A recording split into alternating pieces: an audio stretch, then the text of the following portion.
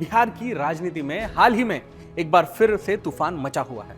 राष्ट्रीय जनता दल यानी आरजेडी के नेता और पूर्व उप मुख्यमंत्री तेजस्वी यादव ने केंद्रीय मंत्री गिरिराज सिंह की हिंदू स्वाभिमान यात्रा को लेकर जो टिप्पणी की है उससे कई विवादों को जन्म दे दिया है। तेजस्वी का बयान था कि यदि कोई मुसलमान के प्रति बुरा सोचता है तो उनकी प्रतिक्रिया बेहद कड़ी होगी। तेजस्वी का कहना है कि ऐसा करने वालों की ईंट से ईंट बजाई दी जाएगी। और यह बयान सुनते ही बीजेपी नेताओं भी तेजस्वी पर पलटवार करने में देर नहीं लगाई। गिरिराज सिंह ने तेजस्वी यादव के बयान पर प्रतिक्रिया देते हुए कहा कि तेजस्वी यादव की नजर में अगर बिहार की कोई नागरिक है तो वो केवल मुसलमान है। क्या वह हिंदुओं की हत्या करवाने की योजना बना रहे हैं? गिरिराज जी ने यह भी कहा कि तेजस्वी यादव स्पष्ट रूप से दंगे करवाने के लिए जिम्मेदार बन रहे हैं। उनका कहना था जब लालू यादव का शासन था तब बिहार में दंगे होते थे और तेजस्वी उसी प्रकार की स्थिति को फिर से भड़काने की कोशिश कर रहे हैं जिसमें उन्होंने मजा आता है उन्हें। ये गिरिराज जी का कहना है। देखिए आप भी क्या कहा है और क्या है पूरा मामला। प्रयास कर रहे हैं। Bureau report, Sudarshan news.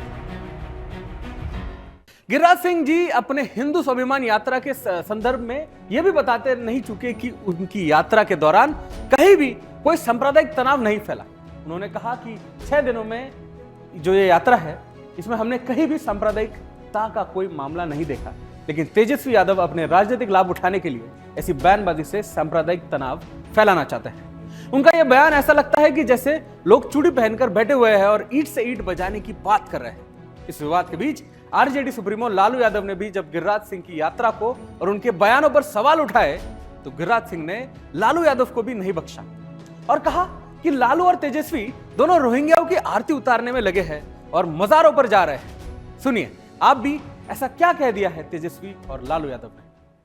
जिस प्रकार से गिरिराज सिंह द्वारा जो यात्रा जो चलाई जा रही है या भाजपा के अररिया के सांसद ने जो बेहुदा बेतुका नफरत वाली भाषा का इस्तेमाल करते हुए दो समुदायों के बीच दंगा कराने का एक प्रयास और एक साजिश जो है, षड्यंत्र जो है वो चल रहा है।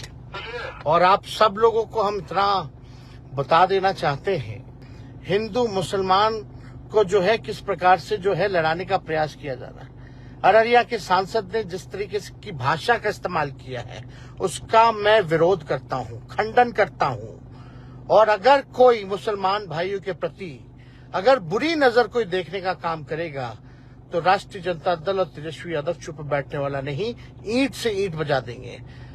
हमारी देश की खूबसूरती है, हिंदू हो, मुसलमान हो, सिख हो, ईसाई हो, हम सब लोगों ने कुर्बानी दी है, इस देश को आजाद किया है। इस देश के आजादी में सभी लोगों का योगदान है। बीजेपी और आरजेडी के बीच की यह नोकझोंक अब केवल एक व्यक्तिगत संघर्ष नहीं बल्कि ये बिहार की राजनीतिक स्थिति को भी प्रभावित कर सकता है। राजनीतिक विश्लेषकों का माने कि तेजस्वी यादव का बयान और इसके बाद की प्रतिक्रिया बिहार में एक बड़े सियासी भूचाल ला सकती है। एक तरफ जहां तेजस्वी यादव अपने समर्थकों के बीच मुस्लिम मतदाताओं को भावनात्मक अपील के लिए गढ़ रहे हैं, वही बीजेपी उनके इस बेतुके बयान से प्रदेश के हिंदुओं को आरजेडी की सोच और इरादों से सावधान करते हुए अपने मतदाता आधार को मजबूत करने के लिए यह हर संभव प्रयास कर रही है। चुनाव समीक्षा की माने कि इस तरह के बयान और प्रतिवाद बिहार में अगले चुनाव की रणनीति को तय कर सकते हैं। अब यह देखना दिलचस्प होगा कि तेजस्वी यादव इस गलत बयानबाजी के बाद अपनी राजनीतिक मुहिम को कैसे आगे बढ़ाते हैं और बीजेपी ऐसे मुस्लिम तुष्टीकरण वाले नेताओं की चुनौती का सामना कैसे करती है। बिहार की सियासत में चल रहे घमासान ने साफ कर दिया है कि यहाँ के राजनीतिक ताने बाने में आरजेडी हिंदुओं के विरुद्ध मुसलमान को तरजीह देती है और बिहार के लिए इसके गंभीर परिणाम भी हो सकते हैं। कोई बोलता है कि हम सिख और मुसलमान है, हमको हिंदू करने में क्या शर्म है। हम सबको कहते हैं इलेक्शन में भी कि अररिया में रहना है तो हिंदू बनना होगा,